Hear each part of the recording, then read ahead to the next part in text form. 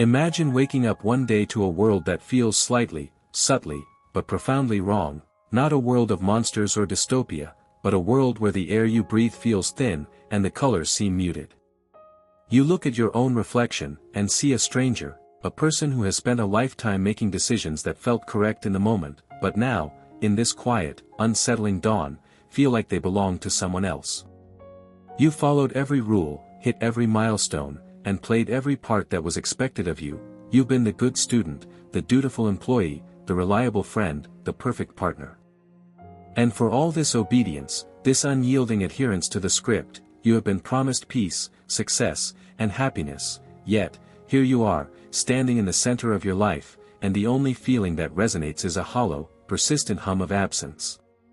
This is the central paradox of our time. We are told, from our earliest days, that the path to a fulfilling life is paved with conformity. We are conditioned to believe that our greatest asset is our ability to fit in, to blend seamlessly into the tapestry of society. We are taught to fear the friction that comes from being different, to avoid the discomfort of standing out. The consensus is king: to be accepted is to be safe, to be loved is to be liked by many. But what if this entire premise is a lie? What if the very act of conforming, of molding yourself into a shape that is palatable to others, is the greatest act of self-betrayal? What if the peace you were promised for your compliance is nothing more than the quiet of a tomb, and the success you achieved is merely the prize for a race you never wanted to run? The prize for a race you never wanted to run. Think of the moments in your life when you felt a sudden, visceral urge to do something completely out of character, a job you wanted to quit, a truth you wanted to tell, a person you wanted to walk away from. That impulse, that rebellious flicker of an authentic self, was quickly smothered by 1,000 whispers of caution. What will people think? You'll regret this. That's not who you are. But what if that voice, the one telling you to stay the course, is the real lie? What if the regret isn't in the act of rebellion, but in the lifetime of choices you made to avoid it? We live in a world that sells us a sanitized, pre-packaged version of reality, a world where happiness is a product to be consumed, success is a metric to be measured, and identity is a brand to be built.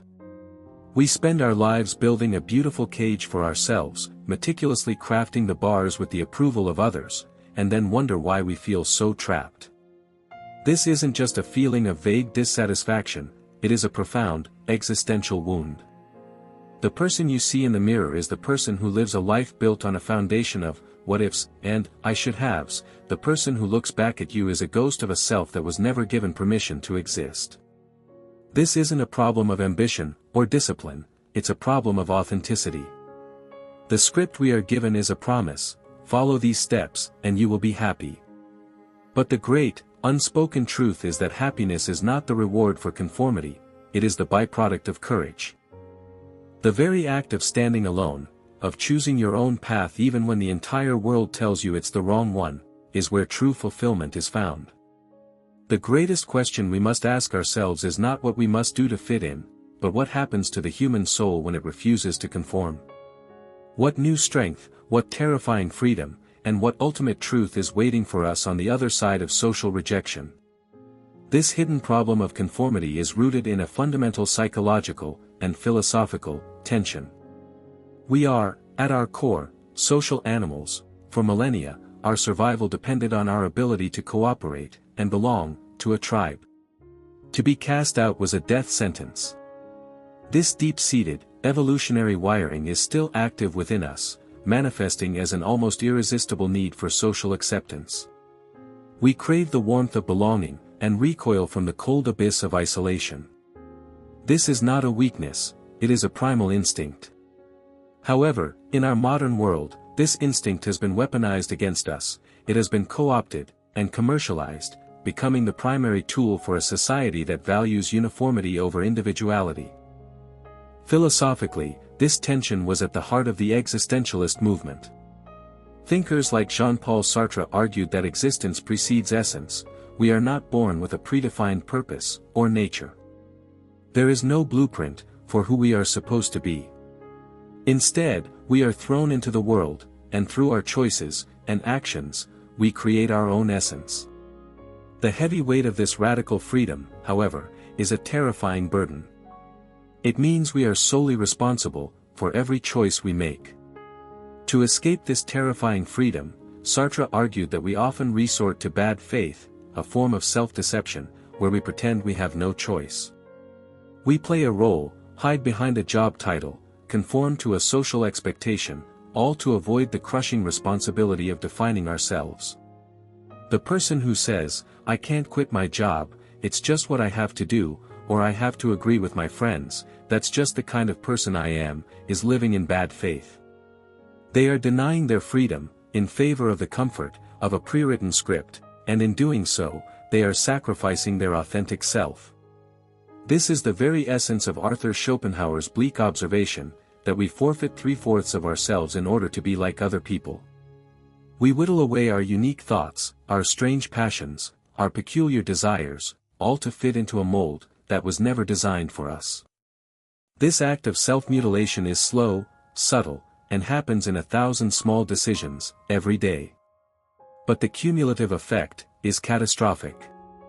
You don't just lose a part of yourself, you lose the capacity to even recognize what was lost. The person you become is an echo of 1,000 other echoes, a copy of a copy, and all the while, the genuine, original, you, remains trapped and unheard, banging on the walls of the beautiful cage you've built. This is the very herd mentality that Friedrich Nietzsche so vehemently critiqued. He saw how the weak and the fearful, in their resentment of the strong and the individual, created a slave morality, one that valued meekness, conformity, and obedience.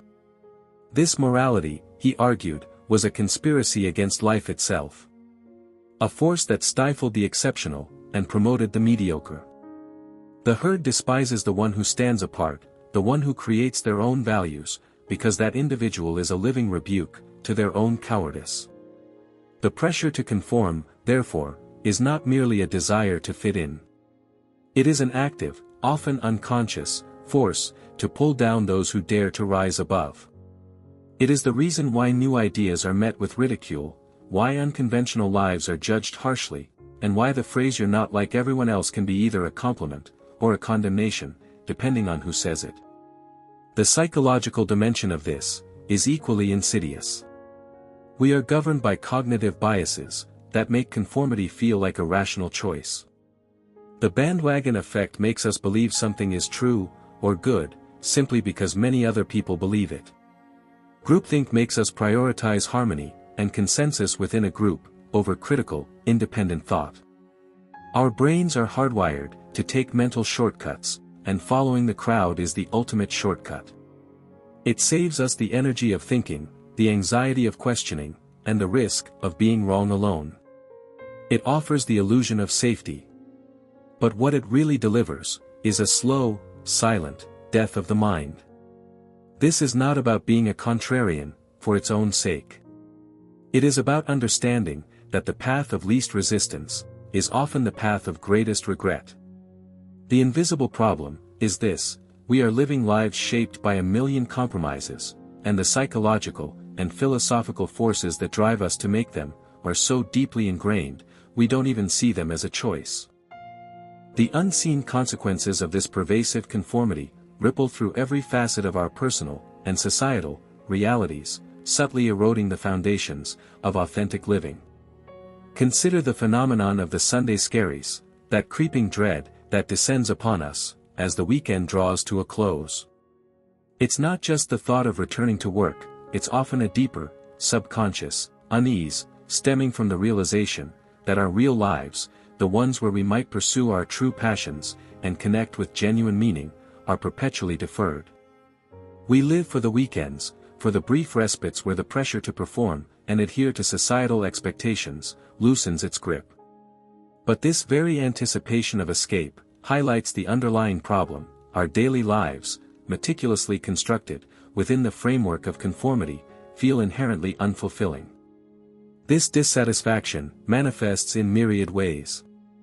We see it in the epidemic of burnout, where individuals push themselves relentlessly to achieve externally defined markers of success, only to find themselves depleted and emotionally barren at the finish line. We see it in the rise of anxiety and depression, often fueled by the constant pressure to present a flawless, socially acceptable facade, even when our inner world is crumbling. Social media, intended as a tool for connection, often amplifies this problem.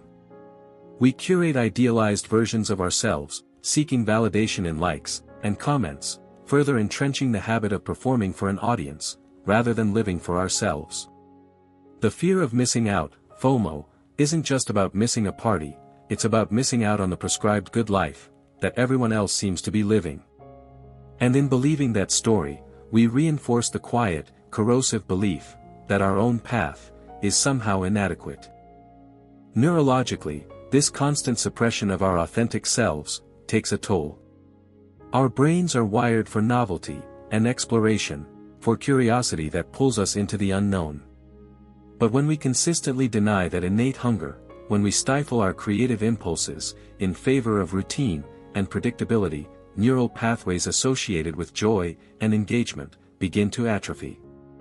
Conversely, the constant vigilance required to maintain conformity, to monitor our behavior, censor our thoughts, and adapt to ever-shifting social norms, keeps the stress response humming in the background.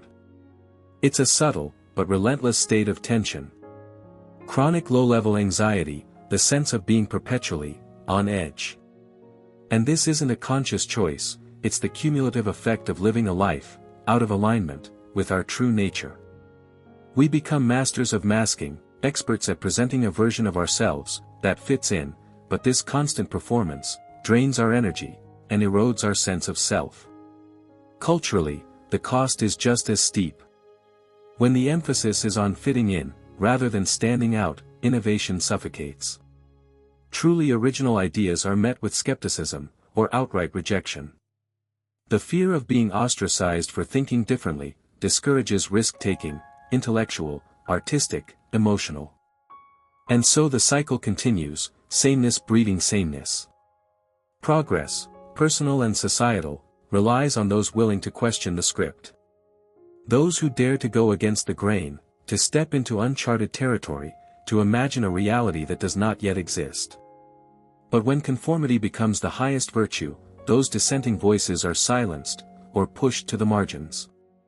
We lose the richness, the dynamism, the unpredictable beauty that comes from a multitude of perspectives. And in its place, we inherit a world, safe, predictable, and stagnant. Even our relationships suffer, under the weight of unspoken expectations, and the pressure to conform to idealized social norms. We may stay in relationships that no longer serve us, because of societal pressure to be partnered, or fear of judgment from family and friends. We may suppress our true feelings and needs to avoid conflict, or maintain a certain image.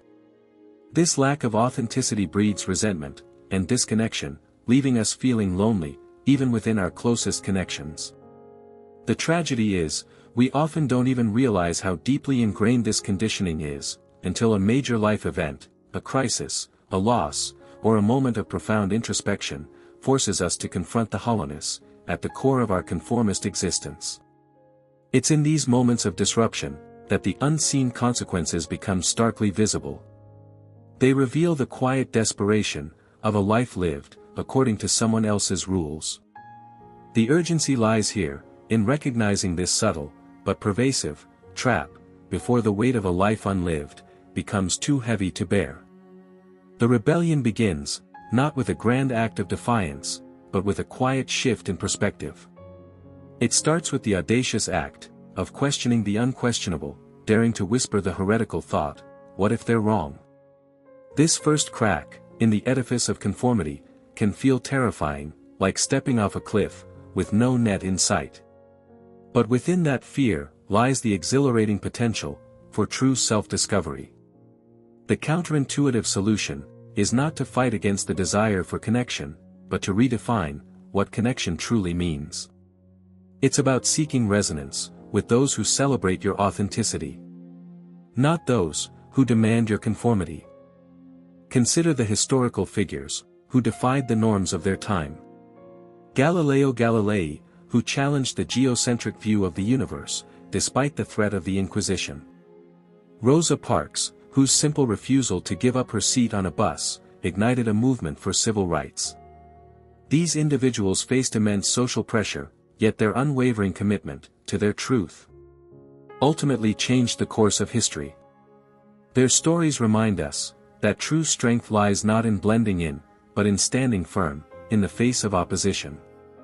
The lesson is not to seek conflict for its own sake, but to cultivate the inner resilience to withstand the discomfort of being different. Philosophical insights from thinkers like Viktor Frankl, a Holocaust survivor and founder of logotherapy, offer a powerful framework for breaking free. Frankl argued that even in the most horrific circumstances, we retain the freedom to choose our attitude and find meaning. His emphasis on the will to meaning suggests that our primary drive in life is not pleasure or power, but the search for purpose. Conformity, by its very nature, often stifles this search, leading us down paths that may be socially acceptable, but personally meaningless. The rebellion, then, is to reclaim your inherent capacity for meaning-making. To ask yourself, not what the world expects of you, but what truly calls to your deepest self. This requires a conscious effort to deconstruct the internalized voices of judgment and self-doubt cultivated through years of social conditioning. Carl Jung's concept of the shadow self can be particularly insightful here. The shadow represents the parts of ourselves we have repressed or denied in order to fit in the unacceptable desires, emotions, and traits. Embracing the shadow, rather than fighting against it, can be a powerful act of liberation. It allows us to integrate the fragmented parts of our being and move towards wholeness, rather than constantly striving for a socially approved, but ultimately incomplete, version of ourselves. Breaking free also involves cultivating the courage to embrace vulnerability. Brené Brown's research on shame and vulnerability highlights how our fear of judgment often drives our need to conform. We hide our imperfections, pretend to be someone we are not, in an attempt to avoid being seen as inadequate. However, true connection and belonging arise not from perfection, but from the willingness to be authentic, flaws and all. The rebellion is to dare to show up as your true self. Even when it feels risky, trusting that genuine connection will be found with those who accept and appreciate you for who you are. Furthermore, it requires a conscious re-evaluation of our values. Have we adopted our values passively from our upbringing and society, or have we actively chosen them based on our own deeply held beliefs? The act of refusing to conform involves taking ownership of our value system and living in alignment with it, even if it means going against the prevailing norms. This might involve prioritizing creativity over financial success, authenticity over popularity, or personal growth over societal status. The path to freedom is not always easy. There will be moments of doubt, loneliness, and even social rejection. But these challenges are not signs of failure, they are the inevitable consequences of stepping outside the well-trodden path. They are the growing pains of an emerging, authentic self. The ultimate act of rebellion is to trust your own inner compass, to listen to the quiet voice of your intuition, and to have the courage to build a life that is genuinely your own, even if it looks nothing like the lives of those around you. This is not about being a rebel without a cause, it's about being a sovereign of your own existence. The ultimate truth, the final and most powerful realization, is that the price of conformity is the death of your most authentic self. Not a sudden, violent death, but a slow, quiet, and insidious one. You don't realize you've been dying until you're already a ghost, haunting a life that was never truly yours. The final truth is not a new philosophy or a complicated theory, it is a simple, visceral acknowledgement of what you have always known in your gut. That your life is a story that only you can write, and every moment you spend living someone else's script is a page torn from your own. This paradigm shift redefines what you see as success and failure. The fear of social rejection is no longer the greatest terror. The greatest terror becomes the thought of reaching the end of your life and realizing you never truly lived. Failure isn't a bad review, a missed promotion, or a relationship that ended. True failure is the cowardice of not being yourself. In this new light, every act of rebellion, every time you chose your own path, every time you spoke your truth, every time you pursued a passion that others didn't understand, was not a moment of risk, but a moment of reclamation. Those moments weren't dangerous, they were the only moments you were truly safe. You were safe from the slow erosion of your soul, safe from the beautiful cage you were building for yourself. The most profound insight is this: the world does not need another follower, it needs you. Your unique perspective, your strange passions, your unconventional ideas, these are not weaknesses to be hidden, but gifts to be shared. The moments of loneliness you felt when you chose to stand apart were not a punishment, they were a necessary part of your journey towards a deeper, more meaningful connection with those who resonate with your true self. Loneliness is the price of admission to the most exclusive club there is, the club of authentic, courageous individuals. And within that club, you will find a connection that is far more profound and lasting than the shallow acceptance offered by the herd. This realization is not a destination, it's the beginning of a new way of living. It's the moment you stop asking for permission to be yourself. It's the moment you understand that your integrity is the only currency that truly matters. It's the moment you choose courage over comfort and truth over tranquility. The pain of being misunderstood is real, but it is a fleeting pain, far less devastating than the chronic, soul-crushing ache of living a lie. So, look at your reflection one last time. This time, don't look for the person you were told you should be. Look for the ghost of the person you truly are. The one who has been waiting patiently in the shadows. The rebellion is to give that person a voice. The ultimate truth is that the greatest act of love you can offer the world is to be unapologetically, unequivocally, and courageously yourself. The curtain has fallen on the old play. Now, it's time to write your own. What story will you tell?